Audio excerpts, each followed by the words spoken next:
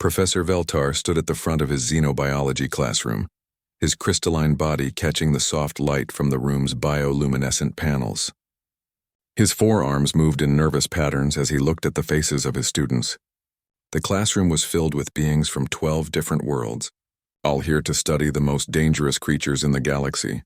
Today, Professor Veltar announced, his voice creating small musical notes in the air, we will observe live specimens.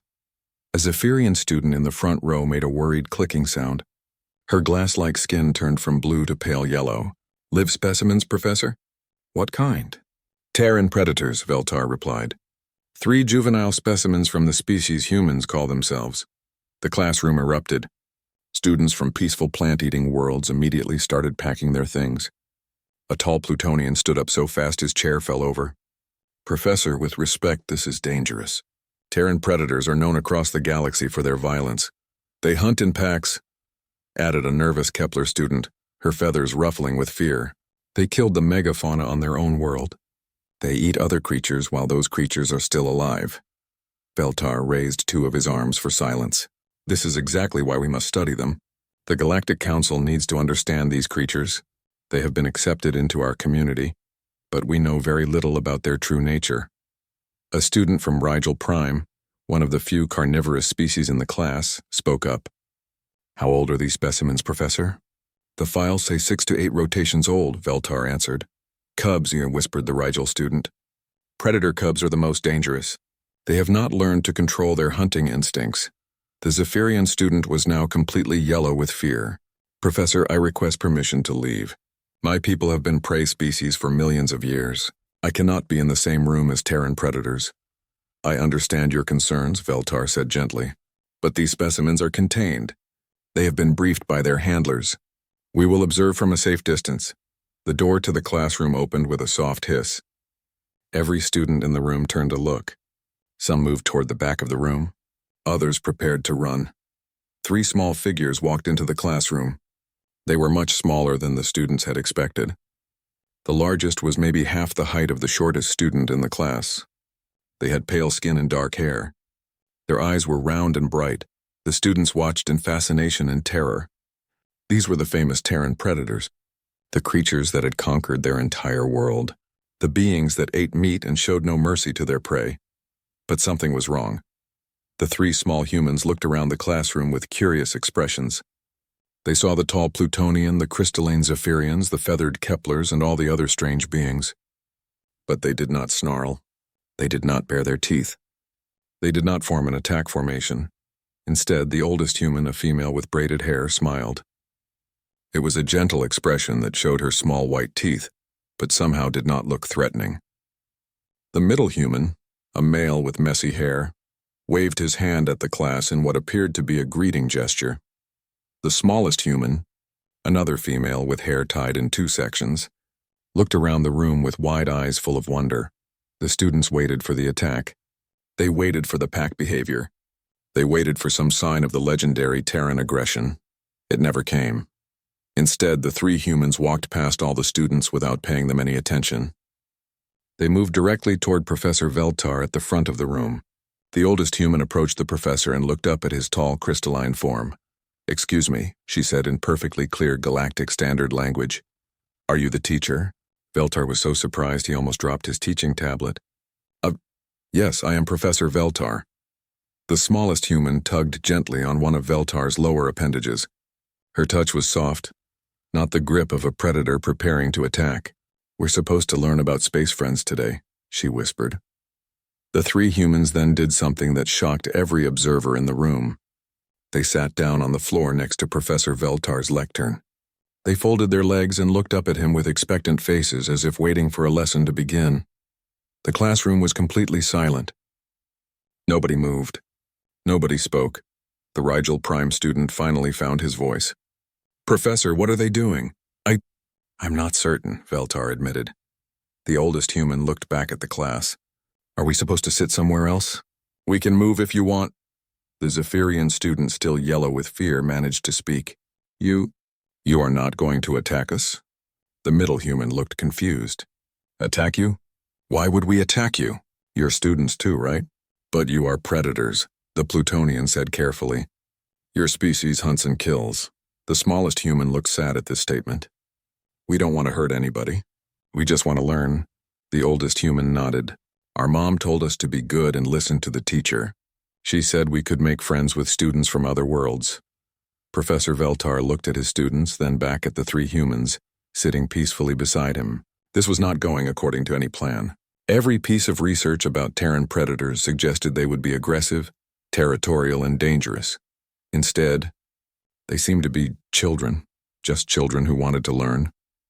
The Kepler student raised a feathered hand.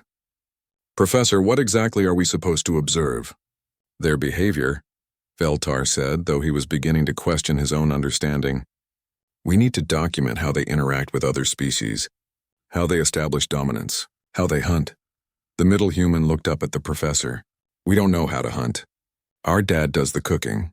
The smallest human added, and we're not supposed to be mean to people. That's a rule. Professor Veltar realized that his carefully planned observation was already producing unexpected results. These were not the savage predators described in the galactic databases. They were not showing any signs of aggression or pack-hunting behavior. They were just sitting quietly, waiting for class to begin. Perhaps, Veltar said slowly, we should proceed with today's planned lesson on interspecies communication. We can observe as we go. The oldest human raised her hand politely. Professor, what should we call you? And what should we call everyone else? I am Professor Veltar. These are my students from various worlds. I'm Maya, the oldest human said. This is Alex, she pointed to the middle human. And this is Luna, she indicated the smallest. Luna waved at the class again. Hi, space friends. Several students made surprised sounds. The idea that a Terran predator would greet them as friends was beyond their understanding. As Professor Veltar began his lecture on communication between species, he found himself constantly glancing down at the three humans sitting beside him. They listened carefully to every word. They asked thoughtful questions. They seemed genuinely interested in learning about the other students and their worlds. Nothing about their behavior matched the research. Nothing about them seemed predatory or dangerous. Professor Veltar began to wonder if perhaps the galaxy's understanding of humans was completely wrong. The three children continued to sit peacefully, asking questions and showing interest in everything around them. They had not tried to establish dominance over anyone. They had not shown any hunting behaviors. They had simply wanted to learn, and that fact was about to change everything the galaxy thought it knew about Terran predators. The next morning, students from Professor Veltar's xenobiology class arrived early. They wanted to set up their observation equipment before the human children arrived. The Zephyrian student had brought a recording device that could capture behavior patterns. The Plutonian student carried a scanner that could measure stress hormones and aggression markers.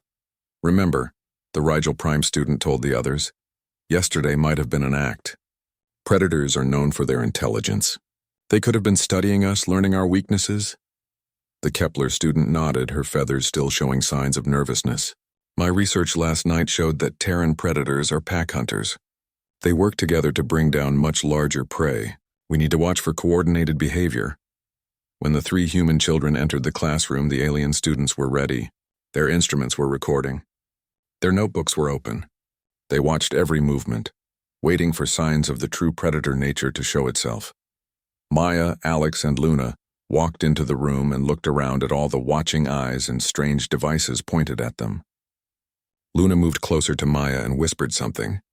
Maya nodded and approached the nearest student, a nervous Zephyrian. The alien students tensed. This was it, the approach. The beginning of a hunting pattern. Hi, Maya said to the Zephyrian. I'm Maya, what's your name? Are those instruments for studying? We love learning about science. The Zephyrian, who had been expecting aggression, was so surprised she nearly dropped her recording device. My name is Krista. Yes, these are for observation. That's so cool, Alex said, coming over to look at the device. What does it do? Before Krista could answer, her recording device slipped from her startled grip. The delicate crystalline instrument hit the floor and shattered into dozens of pieces. The sound was like breaking glass, sharp and final. Krista made a sound of distress. Her skin color shifted from blue to a deep purple that indicated sadness and loss. My family saved for 3 cycles to buy this instrument. I cannot afford another one. The alien students watched carefully. Here was a vulnerable member of their group. Here was weakness that predators would naturally exploit. They waited to see how the humans would react to this opportunity. Maya immediately dropped to her knees beside the broken device. But instead of ignoring Krista's distress or using it to her advantage, Maya began carefully gathering the larger pieces. "Don't worry," she said gently. "Maybe we can fix it." Luna joined her sister on the floor, picking up the smaller fragments with careful fingers. "Alex is really good at putting things back together," she told Krista. "He fixed our grandmother's music box when it broke." Alex examined the pieces. "I think I can see how this fits together. Do you have any bonding gel? Or maybe some micro-welders?" The watching students looked at each other in confusion. This was not predator behavior. This was helping behavior. The humans were trying to solve a problem for another being, with no apparent benefit to themselves. The Plutonian student checked his scanner. The readings were impossible. Instead of aggression markers, the device was detecting what could only be described as empathy responses from the humans. Later that day, during the lunch period, the alien students continued their observations. They watched as Alex noticed a homesick Plutonian student sitting alone at a table, staring at food that clearly did not meet his nutritional needs. "The human is approaching the isolated subject," the Rigel Prime student whispered into his recorder. "This could be hunting behavior. Predators often target isolated members of a group." Alex sat down next to the Plutonian student. "Hey, you look sad. Is your food okay?" "The nutrients are wrong for my biology," the Plutonian explained. "I miss the foods from my home world. Everything here tastes strange." Alex looked at his own lunch, then at the Plutonian's meal. Without hesitation, he pushed his plate toward the other student. "Here, try this. It's got lots of proteins and minerals. My mom always packs extra because she says growing kids need lots of energy. But then you will have no food," the Plutonian said, confused. "I'm not that hungry today." Alex lied smoothly. "Besides, Luna always shares hers with me too." The alien students were baffled. Again, instead of exploiting weakness, the human was addressing it. He was giving up his own resources to help another being. The most disturbing observation came later in the day during a joint species psychology class. Luna, the smallest of the three humans, did something that defied all understanding of predator behavior. A group of herbivore students from peaceful worlds were sitting together, clearly nervous about sharing space with carnivorous species. They had positioned themselves near the back of the room, as far as possible from the Rigel Prime student and other natural predators. When the maintenance drones entered the room to fix a lighting system, their mechanical movements and sharp tools made the herbivore students even more frightened. The drones were not dangerous, but their appearance triggered ancient prey instincts. Luna noticed the fear. She got up from her seat beside Professor Veltar and walked to the back of the room. But instead of threatening the already frightened students, she positioned herself between them and the maintenance drones. "It's okay," she told them in a soft voice. "Those are just fixing machines. They won't hurt you. I'll stay here until they're done." The 6-year-old human child, barely tall enough to reach the waist of the smallest herbivore student, had appointed herself their protector. She stood guard until the drones finished their work and left the room. The alien students were running out of explanations. Everything they observed contradicted their understanding of predator behavior. The humans were not competing with each other for dominance. They were not establishing territory. They were not showing aggression toward prey species. Instead, they seemed to have an almost supernatural ability to detect when other beings were distressed, afraid, or in need. And their instinctive response was not to exploit these conditions, but to address them. The Zephyrian student Krista approached Professor Veltar after class. Her recording device, carefully repaired by Alex and his classmates working together, hung from her neck. "Professor," she said, her skin color showing confusion, "I do not understand what we are observing. These humans do not behave like any predator species in our databases." "Perhaps," Professor Veltar replied thoughtfully, "our databases are incomplete." That evening, the alien students met in study groups to review their data. Every measurement, every recording, every observation pointed to the same impossible conclusion. The human children were not behaving like predators at all. They were behaving like caregivers, like protectors, like beings whose primary instinct was to ensure the welfare of their entire community, and their definition of community seemed to include Everyone they met. The Plutonian student looked at his readings for the third time. According to my instruments, when that Zephyrian student was distressed about her broken device, the human children showed the same biological responses that parent beings show when their offspring are in danger. But they are not related, the Kepler student pointed out. They had never seen her before yesterday. Exactly, said the Rigel Prime student. Which means either our instruments are malfunctioning, or these humans treat everyone as if they were family. As the students prepared for another day of observation, they realized they were not just studying predator behavior anymore. They were trying to understand something completely new, something that challenged everything the galaxy thought it knew about the nature of hunting, survival, and what it meant to be a predator. The human children, meanwhile, were simply happy to be making new friends and learning about the amazing diversity of life in the galaxy. They had no idea that their simple acts of kindness were reshaping academic understanding across 12 worlds. By the third day of observation, the xenobiology students were becoming frustrated. Their carefully planned study was producing results that made no sense according to any known predator behavioral models. Look at this data, the Rigel Prime student said, spreading his notes across the table in the study hall. According to every piece of research on predator species, these humans should have established a clear hierarchy by now. They should be competing for dominance, marking territory, showing aggression toward rival predators. The Plutonian student nodded, checking his instrument readings. Instead, they seem to operate on some kind of cooperative model that I cannot understand. Yesterday, when that Kepler student dropped her study materials, all three humans immediately helped gather them up. They did not compete with each other to be the helper. They just all helped.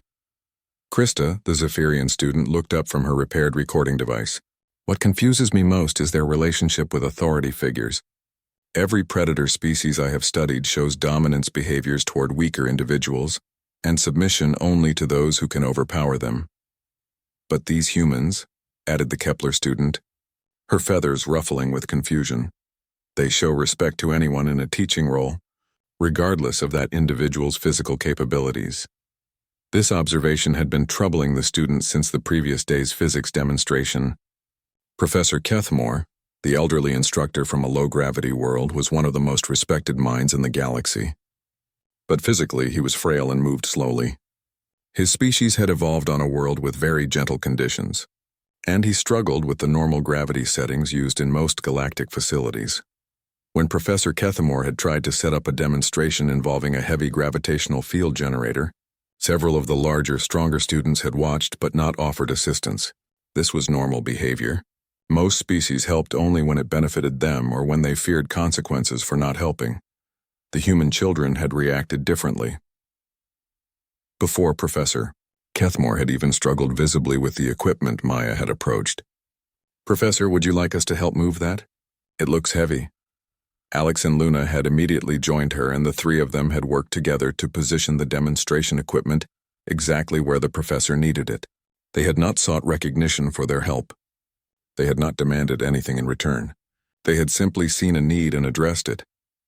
It makes no sense from an evolutionary perspective, the Rigel Prime student continued. Helping weak individuals provides no survival advantage. It takes energy and resources that could be used for personal advancement. Unless, Krista said slowly, their survival strategy is completely different from what we understand. The students decided to conduct a more focused observation. They would watch specifically for dominance behaviors, territorial markers, and competitive interactions. Surely, if they looked carefully enough, they would find evidence of normal predator patterns. During the morning's interspecies communication class, they got their chance to observe.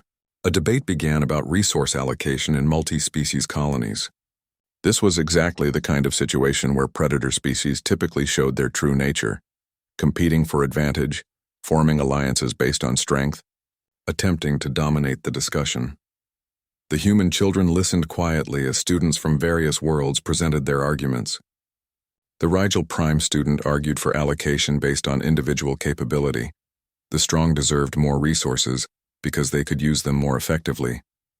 A group of herbivore students argued for equal distribution regardless of ability. When Professor Veltar asked for additional perspectives, Maya raised her hand politely. "I think," she said carefully, "that resources should go to whoever needs them most. Like if someone is sick or hungry or scared, they should get help first. And everyone should contribute what they can, but not more than they're able to give. The alien students looked at each other. This was not a typical predator response. Predators usually argued for their own advantage or for systems that favored the strong. Alex added, "On our world, the best communities are the ones where everyone takes care of each other. Our parents told us that a community is only as strong as its weakest member." Luna nodded enthusiastically. "And helping others makes you feel good inside. When everyone is happy and safe, everything works better." The alien students were taking furious notes. This was completely backwards from expected predator psychology. The humans seemed to believe that making others stronger would somehow make themselves stronger too. Later that day, during a practical exercise in spacecraft navigation, the students had another chance to observe competitive behavior. They were divided into teams to solve navigation problems. This was perfect. Surely the humans would show their true nature when competing against other teams. But again, the results were not what the observers expected. Maya, Alex, and Luna were placed on a team with Krista and 2 herbivore students from peaceful worlds. The other teams included the stronger, more aggressive species. In a normal predator pattern, the humans should have either taken control of their team or abandoned their weaker teammates to join stronger groups. Instead, they seemed to genuinely work to make their entire team successful. When Krista struggled with the 3-dimensional mathematics required for the navigation calculations, Alex spent time teaching her a simpler method he had learned. When the herbivore students became nervous about the competitive aspect of the exercise, Maya assured them that the goal was learning, not winning. Most surprisingly, when their team completed the exercise first, Luna immediately went to help one of the other teams that was struggling with a technical problem. "Luna," Professor Veltar called, "your team has already finished. You are not required to assist the others." "I know," Luna replied, "but they look frustrated. And we're all supposed to learn, right? If we help them understand, then everyone learns." The alien students were running out of theories. The humans were not behaving like any known predator species. They were not competing in ways that made evolutionary sense. They were not forming hierarchies based on strength or capability. Instead, they seemed to be operating on a completely different social algorithm. Where most species formed relationships based on what others could do for them, or what threats others posed, the humans seemed to form relationships based on what they could do for others. The Plutonian student approached Professor Veltar after class. "Professor, I request permission to run additional scans on the human specimens." "What kind of scans?" Veltar asked. "I want to check if they are actually the species we think they are. Their behavior is so different from the research that I am beginning to wonder if there has been some mistake." Professor Veltar considered this request. He had been having similar thoughts. The children showed none of the behaviors associated with apex predators. They showed no interest in dominance, no territorial instincts, no competitive aggression. Instead, they seemed to have evolved social instincts that prioritized the welfare of their entire group. And their definition of group appeared to include everyone they encountered. "Permission granted," Veltar said finally, "but I suspect we will find that these are indeed typical representatives of their species." "Then how do we explain their behavior?" the Plutonian student asked. "Perhaps," Professor Veltar said thoughtfully, "we need to reconsider what it means to be a predator." As the alien students prepared for another day of observation, they realized that their subjects were not just failing to conform to predator behavioral models. They were demonstrating something entirely new, a form of social evolution that challenged everything the galaxy understood about survival, competition, and the nature of intelligence itself. The human children, oblivious to the academic crisis they were causing, continued to treat each day as an opportunity to learn new things and make new friends. And that simple approach was about to revolutionize xenobiology across the galaxy. Professor Veltar stood in his private office, looking at the reports from his xenobiology students. 3 days of constant observation had produced data that challenged everything the galactic academic community believed about Terran predators. He needed to understand what he was really dealing with. He activated his communication system and sent a message to the Galactic Pedagogical Institute's Emergency Response Coordinator. "This is Professor Veltar. I need to schedule a mandatory evacuation drill for all students and faculty in the East Wing." I want to observe behavioral responses under stress conditions. The coordinator was confused. Professor, we just completed our safety drills last month. Is there a specific threat? This is for research purposes, Veltar explained. I need to see how different species react when their survival instincts are activated. 2 hours later, the announcement came over the Institute's communication system. Attention all students and faculty in the East Wing. We have detected a possible reactor coolant leak in Section 7. Please evacuate immediately in an orderly fashion. This is not a drill. Professor Veltar positioned himself where he could observe the main assembly hall, where students from multiple classes were gathering for a joint lecture. His xenobiology students had their recording equipment ready. This would be the ultimate test. When survival was at stake, when stress triggered ancient evolutionary responses, surely the human children would finally show their true predator nature. The evacuation alarm began to sound, a low, urgent tone that was designed to trigger immediate flight responses in most species. Professor Veltar watched as students throughout the hall reacted according to their evolutionary programming. The herbivore species responded first.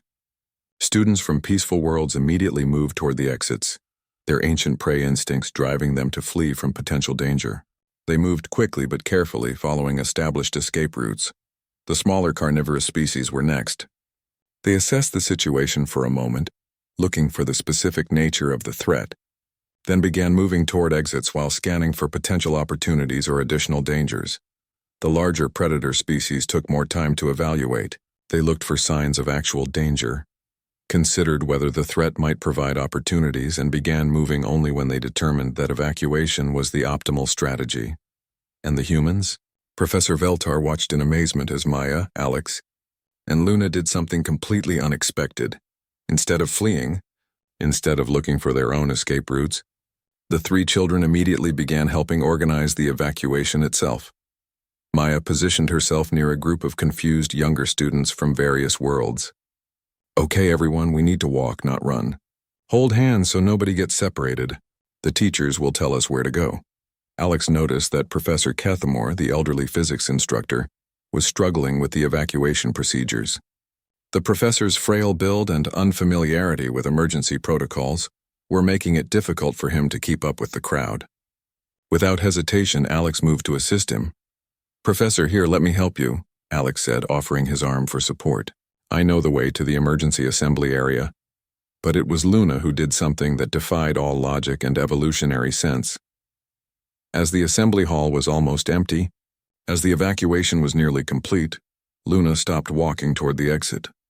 She turned around and began moving back into the building. Luna, Maya called. Where are you going? We have to leave. I need to check, Luna called back. What if someone is still inside? What if someone is hiding because they're scared?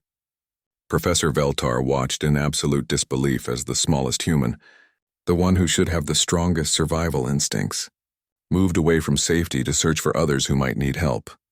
Luna checked under desks, behind equipment, in storage areas. She called out in her small voice, Hello? Is anyone still here? If you're scared, it's okay. I'll help you get out. Maya and Alex, who had successfully helped their groups reach the assembly area, realized their sister was missing. They immediately asked Professor Kethamore and the other adults to make sure he was safe, then ran back toward the building to find Luna. The alien students were recording everything, but they could barely believe what they were seeing. These predators were running toward danger, not away from it. They were risking their own safety to ensure that others were protected.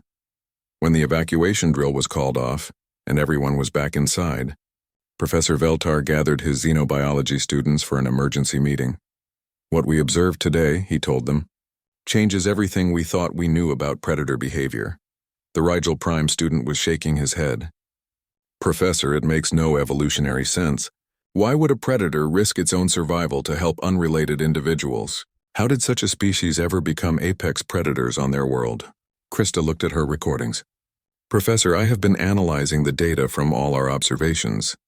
The humans do not show normal stress responses to competition or conflict, but they show massive stress responses when they perceive that others are in danger or distress. What are you saying? Professor Veltar asked. I am saying that their stress hormones, their fight-or-flight responses, are triggered not by threats to themselves, but by threats to their community. And their definition of community appears to include Everyone, the Plutonian student added. My scans during the evacuation confirmed this. When the alarm sounded, the humans' biological responses were focused on protecting others, not on self-preservation. It is as if their survival instincts have been redirected. Professor Veltar sat down heavily in his chair. Redirected how? Instead of evolving instincts to survive as individuals, Krista explained, they seem to have evolved instincts to ensure the survival of their entire group. But their group definition appears to have no boundaries. You are saying, the Kepler student said slowly, that these predators hunt loneliness? They attack suffering. Their prey is despair? That is exactly what I'm saying, Krista replied. They have weaponized empathy. They have turned caring into a survival strategy. Professor Veltar thought about everything they had observed. The children's immediate response to help anyone in distress, their instinctive respect for teachers and caregivers, their complete lack of competitive aggression toward other species, their willingness to risk themselves to protect others. If this is true, he said slowly, then we have been studying the wrong thing entirely. These are not typical predators. These are something completely new. But Professor, the Rigel Prime student protested, how could such a strategy be successful? How could a species that prioritizes others over themselves become dominant on their world? Professor Veltar stood up and walked to the window, looking out at the diverse students moving between buildings, beings from dozens of worlds, all learning together in peace. Perhaps, he said quietly, because a species that can turn enemies into family, that can make allies out of strangers, that can expand their definition of us to include everyone they meet. Perhaps such a species does not need to dominate their world. Perhaps they can convince their world to join them instead. The alien students looked at each other as the implications of this idea began to sink in. They were not just observing predator behavior anymore. They were witnessing the evolution of something entirely new, a form of intelligence that had weaponized cooperation itself.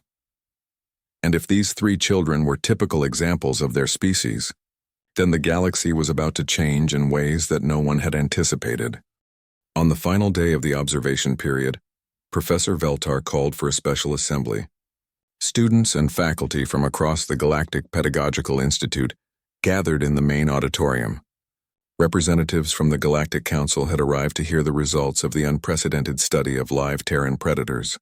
Maya, Alex, and Luna sat in the front row, unaware that they had become the subjects of the most important xenobiological research in galactic history. They smiled and waved at the alien students who had been watching them all week, happy to see their new friends again. Professor Veltar stood at the podium, his crystalline form reflecting the lights of the auditorium. In his 4 hands he held data tablets containing the most revolutionary findings in the history of interspecies studies. Honored colleagues, he began, I must start with an admission. When I designed this study, I believed we would be observing typical predator behavior. I believed we would document hunting instincts, territorial aggression, and dominance hierarchies. I believed we would finally understand why Terran predators are so feared across the galaxy. He paused, looking down at the 3 human children. I was completely wrong. A murmur went through the assembled academics. The Galactic Council representatives leaned forward in their seats. The beings we have been observing, Professor Veltar continued, are indeed apex predators from the world Terra, but they are not the creatures our databases describe. They are something far more extraordinary and far more dangerous to our understanding of evolution itself. Krista, sitting with the other xenobiology students, activated her recording device. This moment would be studied for generations. Professor Veltar activated a holographic display showing behavioral data from the week of observations. Every piece of evidence we collected points to the same impossible conclusion. These predators have evolved beyond individual survival. They have developed what can only be described as infinite pack bonding. The display showed brain scans, hormone analysis, and behavioral patterns. When a typical predator encounters another being, their brain asks, is this a threat? Is this prey? Is this competition? Is this useful to me? Professor Veltar explained. When these human children encounter another being, their brain asks only, is this someone who needs help? Is this someone I can protect? Is this someone I can include in my pack? But Professor, called out a faculty member from the back, how is such a strategy evolutionarily viable? How did they become apex predators with such an approach? Professor Veltar smiled, an expression that looked strange on his crystalline features. That is the most remarkable part. They did not become apex predators despite their cooperation instincts. They became apex predators because of them. The display changed to show images of Earth's diverse ecosystems and the human settlements within them. On their world, humans did not simply hunt the megafauna to extinction. They domesticated what they could, protected what they valued, and learned to work with the ecosystems around them. They turned potential prey into partners. They turned environmental challenges into cooperative opportunities. Luna raised her hand politely. Professor, are you talking about dogs and cats and horses? Those are our friends. Professor Veltar looked down at her with what might have been affection. Yes, little one. Your friends. That is exactly the point. He turned back to his audience. Human predatory instincts were not eliminated by evolution. They were redirected. Instead of hunting animals, they hunt problems. Instead of stalking prey, they stalk solutions. Instead of killing enemies, they kill loneliness, despair, and fear. The Rigel Prime student stood up. But Professor, we have observed them for only 1 week. How can we be certain this behavior is representative? An excellent question, Professor Veltar replied. Which is why I have been in communication with human settlements across the galaxy. The data is consistent. Everywhere humans go, they establish communities that include other species. They build schools that welcome students from any world.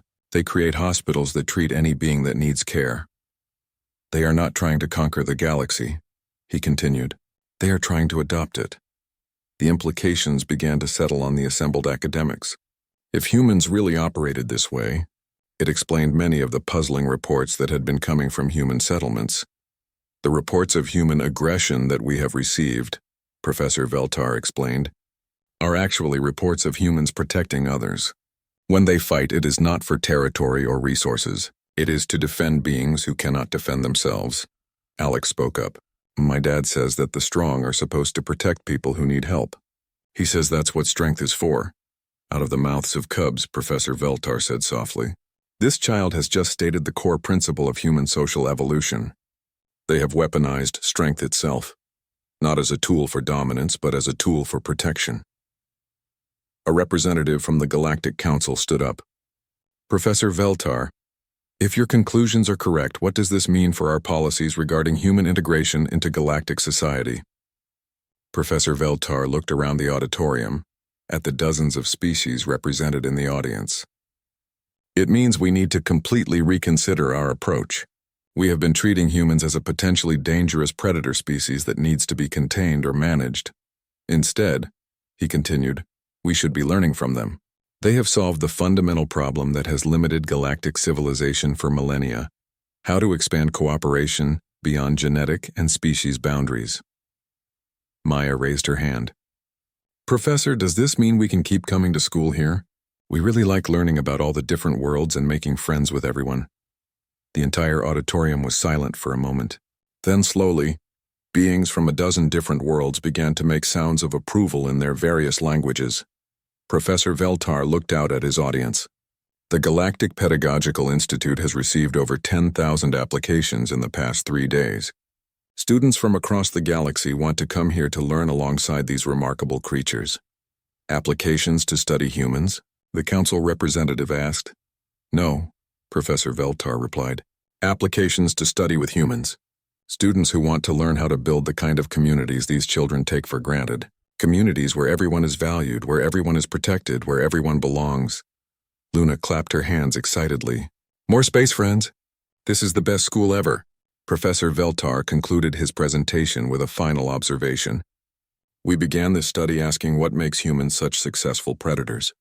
We discovered that they have redefined what success means. For humans, success is not survival of the fittest. Success is survival of everyone. They do not hunt to feed themselves. They hunt until everyone is fed. They do not compete until they win. They compete until everyone wins. They do not protect their territory. They expand their territory until it includes everyone who needs protection. As the assembly concluded, students and faculty from across the galaxy approached the 3 human children. They wanted to ask questions to understand better, to learn how to build the kind of inclusive communities that seemed to come naturally to these remarkable predators. Maya, Alex, and Luna were delighted. More friends to meet, more things to learn, more people to help and include. They had no idea that their simple, instinctive kindness had just sparked the largest shift in galactic social policy in recorded history. Within months, educational institutions across the galaxy would be redesigning their programs around human models of inclusive cooperation. The phrase infinite pack bonding would become a standard term in xenobiological studies, and species that had been isolated or marginalized for centuries would find themselves welcomed into communities that operated on a simple principle the human children had demonstrated every day: everyone belongs, everyone matters, everyone deserves protection and care. The galaxy was about to learn what it meant to be part of the human pack, and as any human could have told them, once you were part of the pack, you were family forever.